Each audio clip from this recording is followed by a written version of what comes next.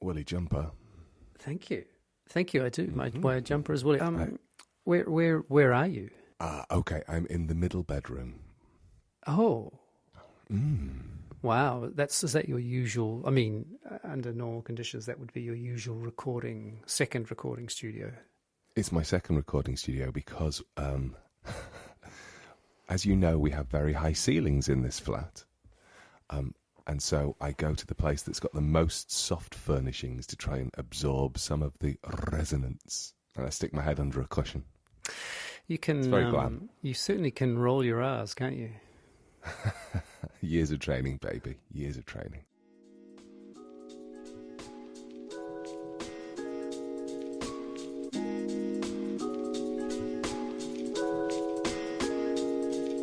This is a podcast in which two friends talk about the pleasures, absurdities, and imperfections of being human. I'm Simon Ellis. And I'm Lee Miller.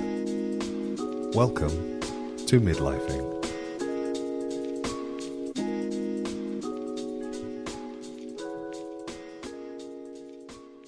It's funny that you mentioned absorption because I've just learned this morning that you can buy a vacuum cleaner for your windows.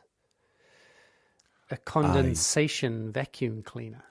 Is it the Karcher WV26? With the lovely yellow handle. Brilliant thing, isn't it? No, I didn't go into the different kinds of models. I was just fascinated by the idea that you could have a vacuum cleaner to get rid of moisture on the inside of it. I guess you know all about moisture, though, don't you? I do. I had a moment at the beginning of the week thinking whether or not I should buy one of those. And I came to the conclusion that a squeegee, a $3.99... We've synced up completely, haven't we? Yeah. I decided a $3.99 squeegee and some kitchen roll was probably a better investment. There you go. And it works an absolute treat. I need a solution, that's for sure. Well, I hope you've enjoyed my my condensation tip. I loved your condensation tip. I was almost late for our conversation about condensation because I was I was doing because it I was deep. I was deep in a chamois towel, etc. Hole. I was actually very quickly squeegeeing all of the windows in the dining room. We were totally doing this exactly at the same time, I reckon.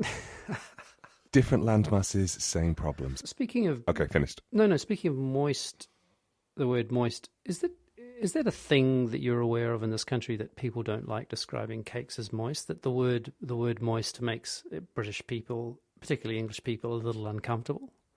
No, it's okay. One of those relatively new, stupid things where people go, "Ugh, I've got an ick about that word." It's like the word dump. Right. I've heard. I've never described my cakes as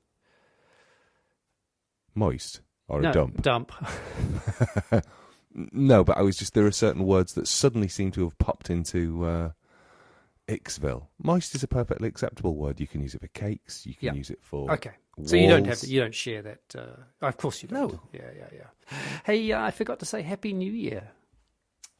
Happy New Year. I mean, it is too. It is actually. We don't have to pretend that it's the new year. That feels good, doesn't it? Yeah, it's quite nice to be able to just be truthful with people. How many prime ministers do you think we're going to have this year? When I say we, I mean the United Kingdom, of course. The one we've got, and then another one. You think so? 2, at least. I think so. I don't know that we'll get to a 2024 general election. I think it will probably require a general election. A general election this year. Wow. I reckon so. What do you think? I don't really think about it too much, except if they perform, they meaning the Conservative Party. Is it the Tory and Conservative parties? Are they two different parties? No. Okay. No.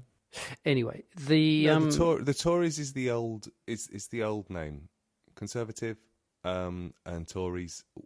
It's the same. It's different names for the same thing. I think Tories is what they used to be called historically because you had the Tories and the what were the other ones called? It was the Liberal Party of the time, the Whigs. Is that right? Oh, goodness. I was just going to start reading book titles from my shelf to help out, and one was The Unfeathered Bird, but clearly that's not what the name of the this other party was. But Whigs sounds as crazy. So WHIG. Oh. So that was Whig and Tory, members of two opposing political parties or factions. In England, particularly during the 18th century, Whig and Tory were terms of abuse introduced in 1679. Whig, whatever its origin in Scottish Gaelic, was a term applied to horse thieves. And to Scottish Presbyterians, it connoted non-conformity and rebellion, and was applied to those. Basically, it's the 17th century version of socialist. So Whigs became Labour. Conservative. No, the Labour Party is something different. The Labour Party emerges from the working movements in the late 20s? 20s is, yeah, absolutely. 20s is when it pops along, and it comes out of all that stuff that was happening with the education of the working man. Yeah. It's all very cool stuff. Label Tory has continued to be used to designate the Conservative Party. Whig has ceased to have much political meaning. Right. Well, clearly, I mean, I've heard of the word, but the WHIG version. If they perform, meaning they, the Tory party, if they perform very, very badly in the May local elections, I guess they are, then there's possible that might precipitate a... I mean, it's more a case, it seems like I read something the other day, which this is not very interesting podcasting, but I read something the other day where they were saying that it was an opinion piece saying that the most likely the most likely situation was that Boris Johnson would come back as Prime Minister to diminish the size of the loss. Except it looks like he's en route to lose his seat. Which just is mind-boggling, isn't it? Yeah. It's mind-boggling just how much people change their minds. That's the thing. You know, I also, God bless them for changing their minds, but... Well, it's interesting that you say that, because we've had conversations about politics before. Shock horror for people who haven't been keeping up. And we've been in that place where you've said that perhaps you conflate UK politics with American politics, US politics, because you feel slightly more up to speed with US politics. Is that fair? Yeah, I think because it's hard to ignore in terms of how, the various feeds. If you live on the internet, yeah, exactly. Not that I live on the internet, but yes, in terms of the people I follow, and when I say follow, I mean blogs and the newspapers I read and that sort of thing. Yeah. So I was watching a YouTube channel called The Good Liars. I don't know if you've ever come across it. I've heard of it, but anyway. So left-leaning, liberal-thinking, white American men. But they do this thing where they turn up to Trump rallies. And sometimes they stage what would be kind of like direct action, semi-performance art interventions. But more often than not, they just interview people and do vox pops and sort of catch people in their own hypocrisy. There was a fervour, a fire, and a belief that I just don't think I ever see in the UK. I don't think they're comparable in that respect. That's pretty clear that the fixedness or the degree of polarization in the US is far worse than it is here. I think because my reading sources skew towards Europe and Right. the UK. I don't really pay a great deal of attention to the United States beyond their cultural product, and their cultural product does not reflect their social demographic at all. Anyway, it's a particular type of white. No, I can't get right wing out because 2nd of January. White wing works. Wine. So it's the 2nd of January. It's the new year. It is. I want to ask you a question. Simon. Yes. Are you a New Year's resolution kind of a guy? I'm not, which is probably disappointing from the perspective of something to talk about. Although I what I do each year, although this year it's funny, I had a because I do yoga every day, and I am on my bike every day, but I don't really exercise the way I used to exercise. And so I thought about just yesterday. I thought, wouldn't it be a fantastic cliche to have a New Year's resolution, which was to take up exercise? Yeah, like start an exercise program, and then just see how long it might last. And then later in the day I thought, fuck it. It didn't make it past the end of 1st of January, nor did I start once. So that makes me very happy. Yeah. So I got to start running again at some point, but I don't want to make it part of a New Year's resolution because. Why don't you wait until you're being chased by a pack of dogs? That would be a good time to start running, or late for a train. I tell you what, if you've been running and then you have to do that, it's a whole lot less stressful on your body. I'm just going to assume that the adrenaline's going to kick in and I'll be fine. You know what happens when you assume something. And so Apparently people trot out rubbish aphorisms at you is what happens when you assume something. Exactly. I love a rubbish. Wow, that's hard to say. A rubbish aphorism. It's harder, isn't it, articulating things early in the morning. So to go back to your question, yeah, so I did think about taking up exercise. But no, what I do is I write down 3 words for the year. And then oh no, this is going to be revealing. When I have a weekly plan each week.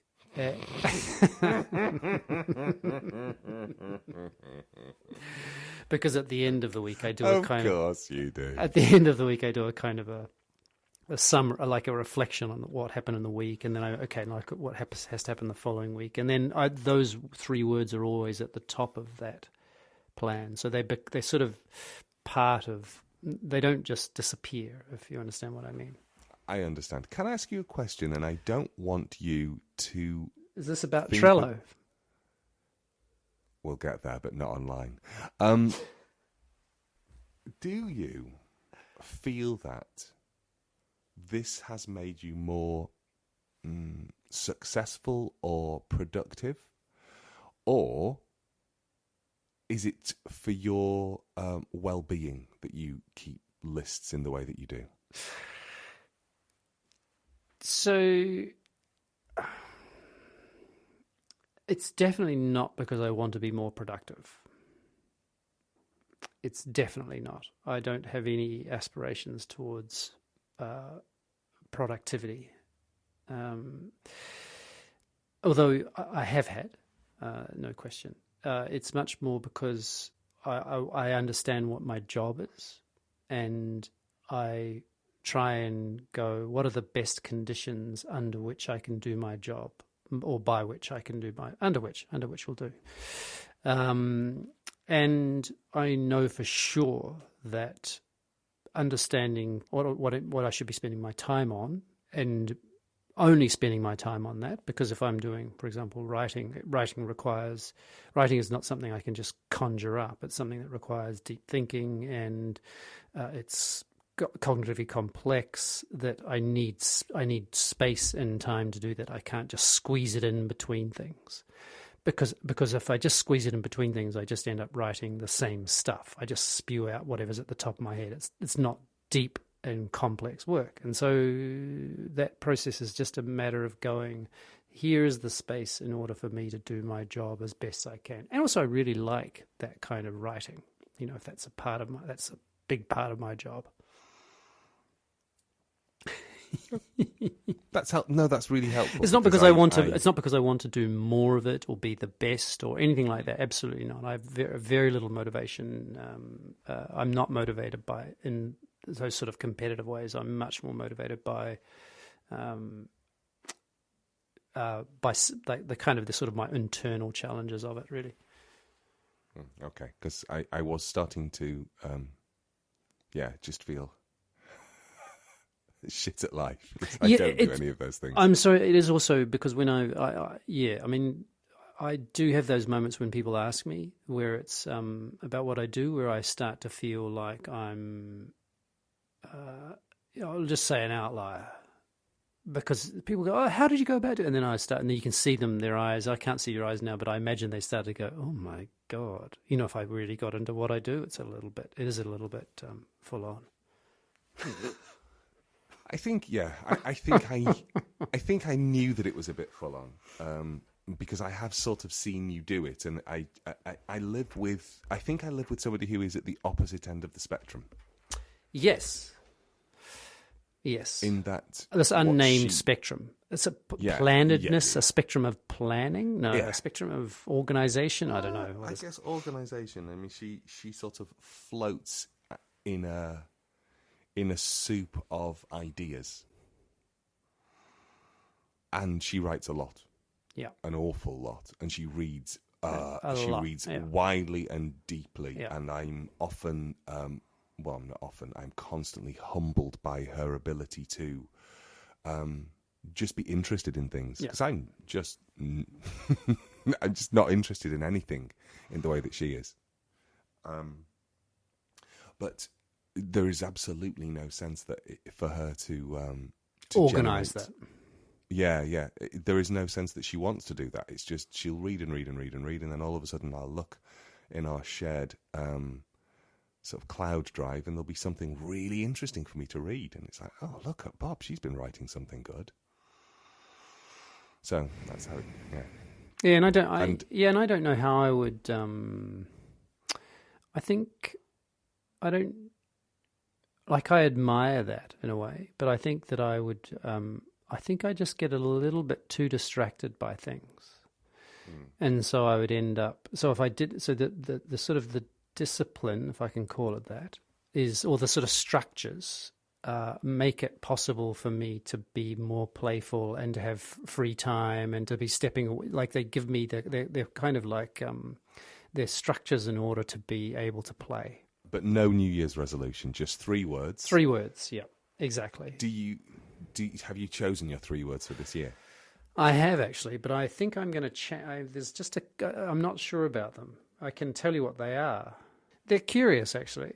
One, they're curious. Given the middle one is the one that I'm not sure about. Anyway, the first one is just simply mindfulness, and that's and when I look at them over the years, because of course I have what the words were when I've done them previously. It's one that's come up before, and it's something I'm, no question, professionally but also personally, very interested in it conceptually, but also what it means in practice to be aware of the passing of thoughts. And the third one is openness, and then the middle one is reading, and that's why it's a bit weird, because it's something I'm doing all the time. But I think it's easy for me to this is where it becomes it feels a little bit resolutionly. Yeah, I get it. A little bit resolution-like. Yes, it's a task. You must do more reading. Exactly. You can't really say, I must do more mindfulness. Exactly. Yes. I must do more openness, because they are states, aren't they? Yes, it's something that feels a little less able to be counted. So that's where I'm hesitating on that one. I don't have a set amount of time with which I must finish and complete the 3 words. Huge relief. Oh my God. And do you? Of course. I have to ask the question. No. Do I look like the kind of person who has resolutions? No. I am. Do you think they're very common? Like, do most people you know have... I have a couple of friends who are very resolution-y, and that they're a bit. I think sometimes people with New Year's resolutions are a little bit like, they're like planets. They have a gravity, and they sort of pull you towards that way of being. And I remember thinking one year, oh, I wonder if I should be doing that. I wonder if I should be trying to improve myself in some way. But you do have those thoughts, don't you?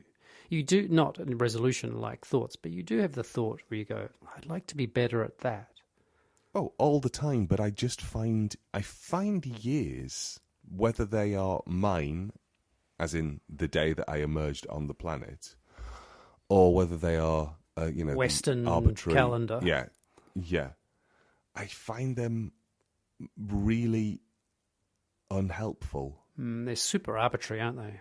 Yeah, and I think I much prefer to follow things when I'm interested in them, because if something emerges like, oh, I'd quite like to get better at that, or just doing it when I'm interested in it. I also think that saying to myself at the beginning of the year, oh, I really need to get this sorted out, I will not follow through on that. But is there a place, dear Lee David Miller, is there a place in your life for, let's say, discipline? My immediate response is no. And yet... It's because you read too much Foucault, right? No, I think it's because I know how I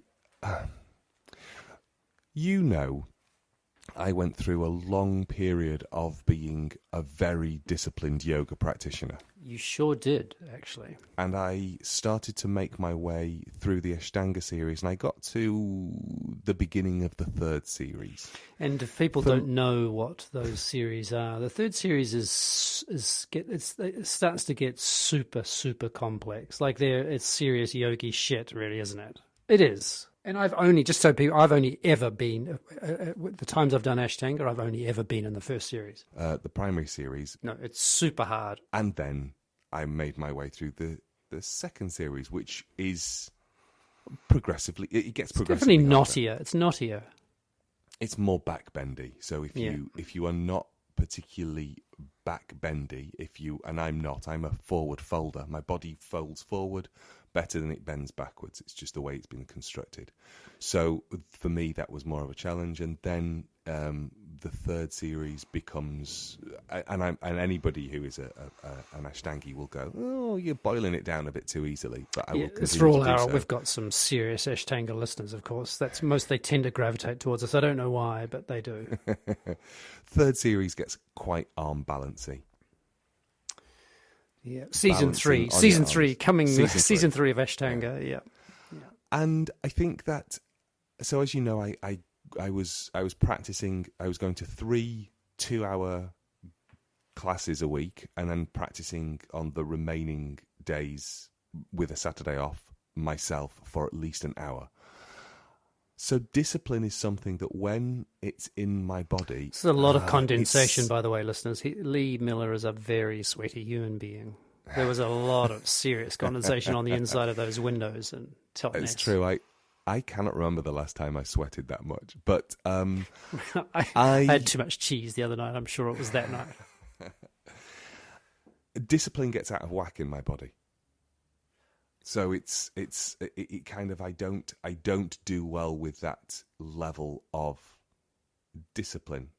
Well, sorry, what do you mean it gets out of whack? You don't do well? What do you mean? I mean that it is not.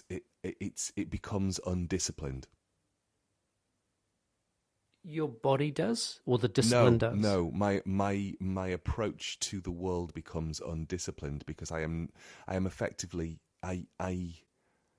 It's like you put all your eggs in one disciplinary basket. Exactly. That there are none left for anything else.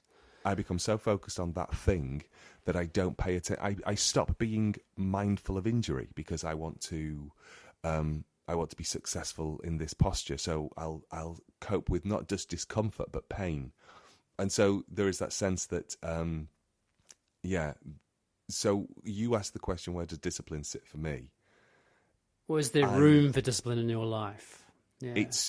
No, because I have to be a little out of.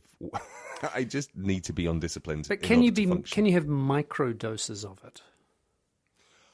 My experience for me of being in the world is no. Wow. I get obsessed about things. I can't do the lists that the way that you list in the world. Because I keep a list. Yeah. Obviously I have a to-do list. But it's just a to-do list. It's a to-do list, and a long time ago I allowed myself the recognition that a third of the to-do list would be failed, ignored, and just crossed out and not worried about.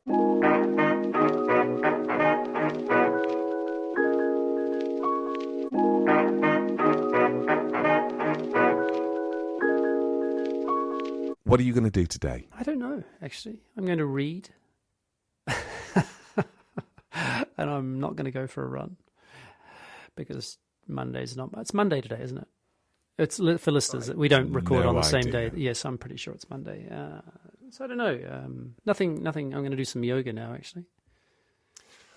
I'm going to put the oven on and I'm going to warm some of yesterday's boloché up. And then I'll probably have a shower while that's warming up. And then if the sun is shining, and I think it is, I'm going to go out for a nice walk. You're not going to bring your bike, take your bike down from its beautiful position on the wall. No, because I'm very proud of that wall-hanging bike. It was quite good. Wasn't it good? No, it looks great. It's great. Do you know what that's made out of? It's made out of the legs of a couple of IKEA chairs. I've already told you. I've told you. I just guessed.